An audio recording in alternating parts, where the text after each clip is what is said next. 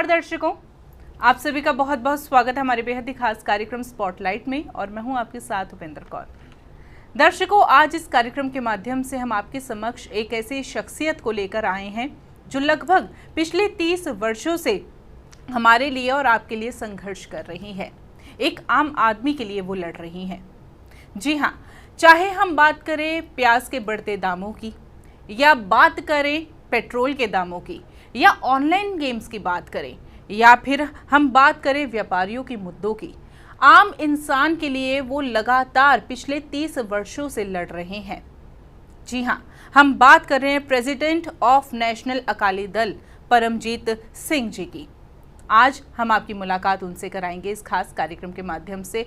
आपको ये बात जानकर देखिए दर्शकों, हैरानी होगी कि वो एक हार्ट पेशेंट भी है, लेकिन फिर भी वो आपके लिए और हमारे लिए लगातार लड़ रहे हैं।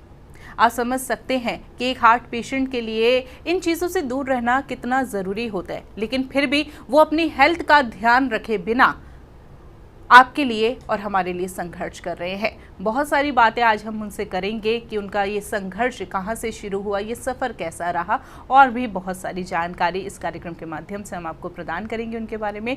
तो आइए सबसे पहले मिलकर उनका स्वागत करते हैं। नमस्कार सर, बहुत बहुत स्वागत है आपका। धन्यवाद सर, आज आप इस कार्यक्रम में उपस्थित हुए हैं, हमें बहुत ही ज़्यादा हर्ष है इस बात का। सर, पिछले 30 वर्षों से हैं आप जो है समाज के लिए लड़ाई कर रहे हैं, उनके हक के लिए लड़ाई कर रहे हैं। छोटी बात हो या बड़ी बात हो, हर मुद्दे को आप लेकर चल रहे हैं। पिछले 30 वर्ष अगर हम बात करें तो एक इंसान के लिए 30 वर्ष उसकी आधी ज़िंदगी के बराबर होती है, यानी कि आपने अपनी आधी ज़िंदगी तो समाज सेवा के नाम ही कर दी। तो बात करें इस संघर्ष की, इस सफ़र की, तो ये संघर्ष कहाँ से शुरू हुआ, ये सोच आपकी कैसे बनी? देखिए, ये संघर्ष शुरू हुआ, मेरे पिताजी होते थे जत्थेदार त्रिलोचन सिंह जी। वो हमेशा समाज के लिए कुछ ना कुछ करते रहते थे और कई बार कुछ धरने प्रदर्शन वो भी करते थे, तो वो मुझे साथ ले जाते थे। तो जब उनका 1995 में स्वर्गवास हुआ तो उसके बाद मुझे लगा कि समाज के लिए मुझे कुछ करना चाहिए। तो उनके साथ जाते जाते मुझे कुछ चीज़ें पता लगी। फिर मेरे पास लोग आने शुरू हुए कि आप भी आवाज़ उठाया करो, लोगों के लिए कुछ किया करो। तो मैं धीरे धीरे मुद्दे उठाने शुरू किए। एक हमारा होता था नौजवान सिख समाज, उसके जरिए मुद्दे उठाने शुरू किए। तो प्रशासन क्या है, आपको बताऊं, प्रशासन काम करने को तो तैयार होता है, मगर ये आंखें बंद करके बैठा रहता है, कान बंद करके बैठा रहता है। इनको ऊंची आवाज़ सुनाई देती है। तो वो आवाज़ मुझे चिल्लाकर सुनानी पड़ी और सरकार को जगाना पड़ा कि ये लोगों को दिखते हैं। कहीं पर आम लोगों की दिखते FIR तक होती थी कि थाने में दर्ज नहीं हो रही, कहीं पर पानी की समस्या होती थी। पहले हमने छोटे छोटे समस्याएं ज़्यादा उठानी शुरू की, मगर उसके करते करते करते फिर हमारा एक गठन हुआ नेशनल अकाली दल का। नेशनल अकाली दल के गठन होने के बाद वो आवाज़ नेशनल और इंटरनेशनल बन गई कि जो मीडिया जो चीज़ को नहीं उठाता था या करता था, ये नौजवान है क्या करते हैं, या फिर उसके बाद मैं कई बार जाता था अखबार के ऑफिसों में भी, ये न्यूज़ है, नहीं जी कोई भी ये मुद्दा थोड़ी है।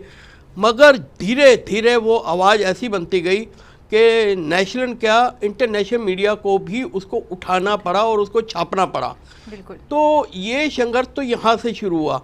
और इस संघर्ष के लिए कई लोग ऐसे थे जो समाज सेवी थे, जो कुछ राजनीतिक पार्टियों से भी तंग आ चुके थे, कुछ काम नहीं करती, वो लोग भी इस मुहिम में मेरे साथ शामिल हो गए और लोगों की काफ़ी समस्या हल होनी शुरू हो गई। बात करें सोशल मीडिया की, तो सोशल मीडिया ने तो आपको एंग्री मैन का भी खिताब दे दिया। आखिर ये एंग्री मैन का खिताब आपको क्यों दिया गया? क्या आप हमेशा लड़ाई करके ही जो है इन मुद्दों के लिए जो है कार्य करते हैं?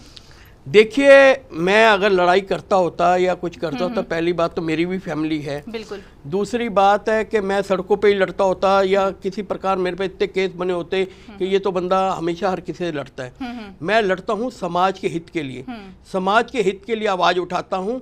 उसके लिए मेरा गुस्सा जो है, एक चीज़ मैं आपको थोड़ा सा उदाहरण दूंगा जो हर जगह मैं देता हूँ कि भगत सिंह ने असेंबली में जब बम फोड़ा था, वो किसी को मारने के लिए नहीं फोड़ा था, बिल्कुल, वो अपनी आवाज़ दुनिया में पहुंचाने के लिए फोड़ा था।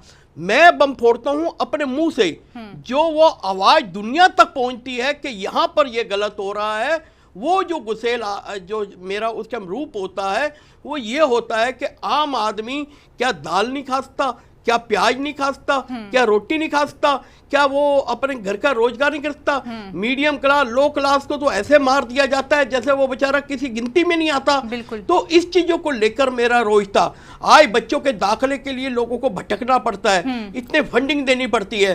फिर मैंने कॉलेज के दाखिलों के लिए किया कि उसमें 100% लिस्टें आनी शुरू हो गई।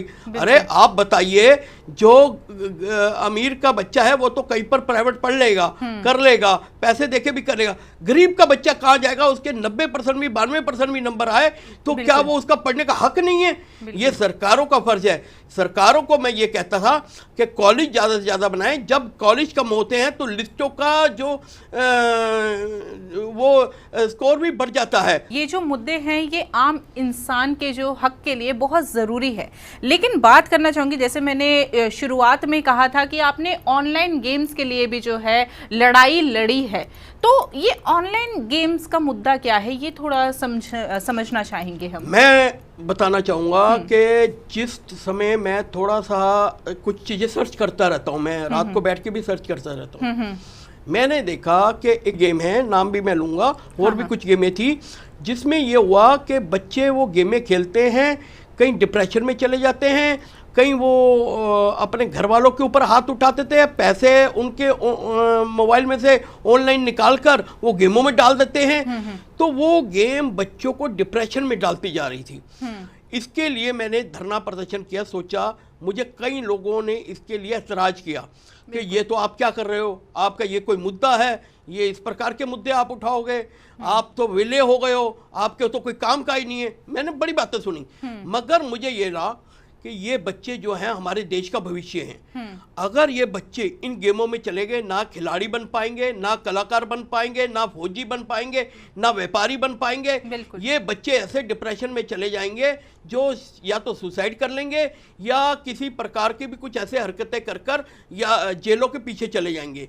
तो इन गेमों के लिए जब मैंने प्रदर्शन किया, जो लोग, मैं आपको बताना चाहूँगा, जो लोग इस चीज़ में मेरे बोलते थे ये आप क्या कर रहे हो, उन्हीं में से कई लोगों के फ़ोन आए कि उन्होंने बताया कि हमें नहीं पता था, हमारे बच्चे खेलते हैं, हमारे रिश्तेदार खेलते हैं, कई बच्चे आईसीयू में, कई डिप्रेशन में आ चुके हैं। मगर मैं सबसे बड़ा परिवार मानता हूं इस समाज को, इस देश को। अगर मुझे लगता है मेरे देश में, मेरे समाज में कोई चीज़ गलत हो रही है, उसके लिए मैं हमेशा तैयार हूं, उसके लिए मैं अपनी जान की परवाह भी नहीं करूंगा। क्योंकि एक फौजी होता है, वो कभी ये नहीं देखता कि यहाँ पर बर्फ है, यहाँ पर अंधेरी है, यहाँ पर बारिश है, यहाँ पर गर्मी है। वो एक तरह से अपने मैदान पर खड़ा रहता है अपने देश की रक्षा के लिए।